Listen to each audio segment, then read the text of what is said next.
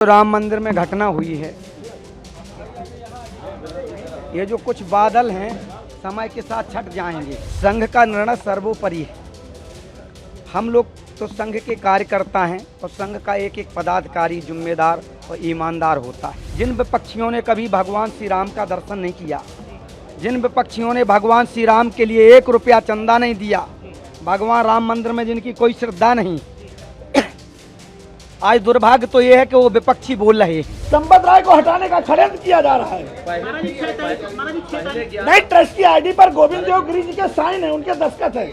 अयोध्या के रामलला मंदिर से जहां चंदा चोरी के मामले में तमाम सवाल उठ रहे हैं और हर एक सवाल की सुई जहां एक तरफ चंपत राय यानी कि राम जन्मभूमि ट्रस्ट के महासचिव चंपत राय की तरफ घूम रही हैं, तो वहीं अब दूसरी तरफ अयोध्या के तमाम संत चंपत राय के समर्थन में भी आवाज बुलंद करते हुए नजर आ रहे हैं। नमस्कार, मेरा नाम है मोहित कुशवाहा और आप देख रहे हैं यूपी तक। ये तो अब सबको साफ है कि 6 जुलाई को राम जन्मभूमि तीर्थ क्षेत्र ट्रस्ट की बैठक होनी है और इस बैठक में यह तय किया जाएगा कि चंपत राय जो कि ट्रस्ट के महासचिव हैं, उनका इस्तीफा स्वीकार किया जाएगा या फिर नहीं किया जाएगा। लेकिन उससे पहले यानी कि 2 दिन पहले आज यानी कि शनिवार को ही एक बड़ा घटनाक्रम अयोध्या में देखने को मिला। अयोध्या में तमाम साधु संत और अयोध्या के तमाम पुराने संत और महंत अब जो है चंपत राय के समर्थन में खड़े दिखाई दे रहे हैं।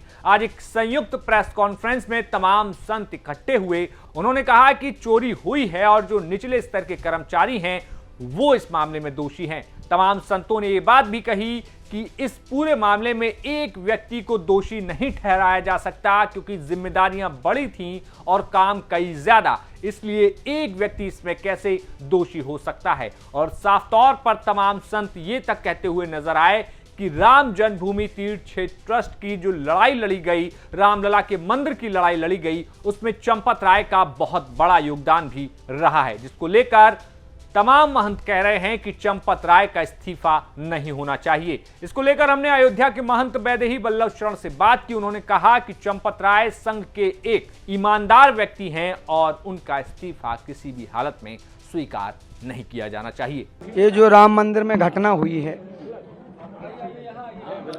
ये जो कुछ बादल हैं समय के साथ छट जाएंगे। हमारे आदरणीय संघ के जो मुखिया हैं, संघ के सरकारवाज जी हैं, वो बोल गए हैं। उनका बोलना पूरे संघ का बोलना हो गया है। संघ का निर्णय सर्वोपरि है। हम लोग तो संघ के कार्यकर्ता हैं और संघ का एक एक पदाधिकारी जिम्मेदार और ईमानदार होता है। संघ के पदाधिकारी पर कोई बात करना, जब तक जांच हो रही तो हमको किसी पर कुछ नहीं बोलना चाहिए।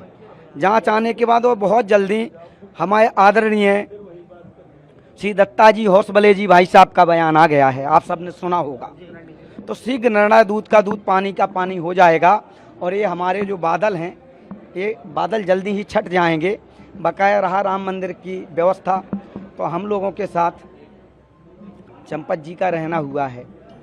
वो एक निश्चित कर्मनिष्ठ व्यक्ति रहे, कर्मनिष्ठ व्यक्ति हैं। रह गई बात ये कि SIT की जांच आ रही। संघ ने कहा, आदरणीय दत्ता जी होसबले जी भाई साहब ने कहा, दत्तात्रेय होसबले जी ने, कि कोई अगर गलत होगा तो किसी को नहीं बख्शा जाएगा, दूध का दूध पानी का पानी होगा। बकाया मैं आपको बताऊं, संघ का एक एक प्रचारक निष्ठावान होता है। किसी की निष्ठा पर संदेह करना, जब तक SIT की जांच ना आ जाए तब तक गलत है। SIT की जांच आ जाए और संघ हमारा भारत, आपको बताएं, विपक्ष का काम है। जिन विपक्षियों ने कभी भगवान श्री राम का दर्शन नहीं किया, जिन विपक्षियों ने भगवान श्री राम के लिए 1 रुपया चंदा नहीं दिया, भगवान राम मंदिर में जिनकी कोई श्रद्धा नहीं, आज दुर्भाग्य तो यह है कि वो विपक्षी बोल रहे हैं। जिन हमारे लोगों ने भगवान राम को चंदा दिया, जिन्होंने अपना जीवन समर्पित किया, वो लोग तो कुछ नहीं बोल रहे। आज संघ के सरकारवार माननीय दत्ता जी होसबले जी का बयान आपने सुना होगा।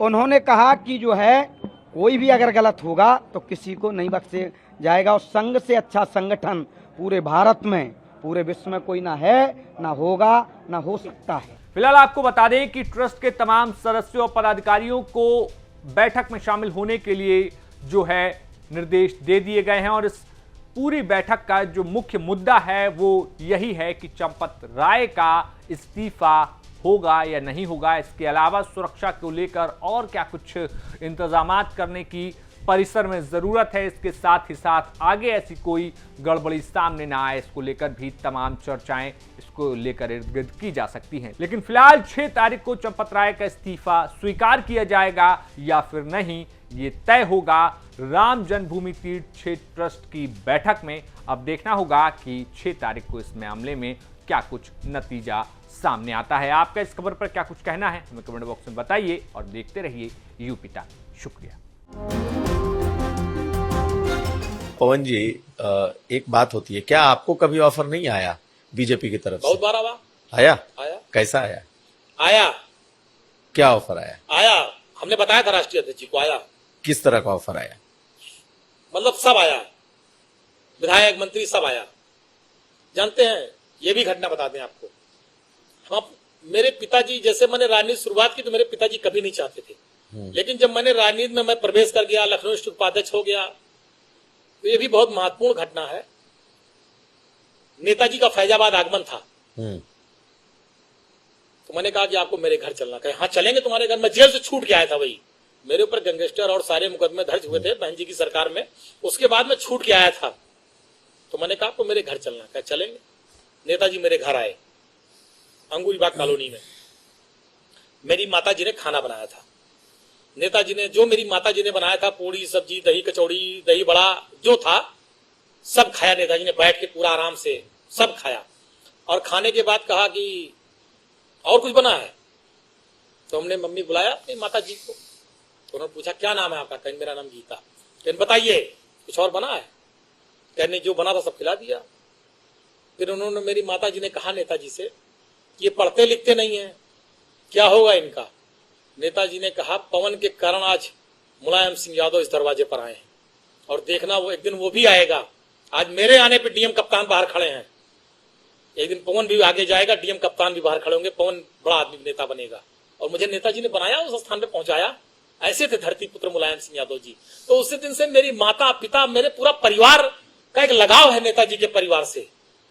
जब ये सब बातें आई कुछ लोगों ने कि भाजपा वाजपा सब, तो मेरे पिताजी ने तुरंत मुझको फोन किया, कहा जीवन में भूल न करना, जीवन में गलती न करना। ये चीजें मेरे पिताजी ने बहुत सख्ती से मुझसे बात कही थी, मैं बहुत ईमानदारी से आपसे कह रहा हूं।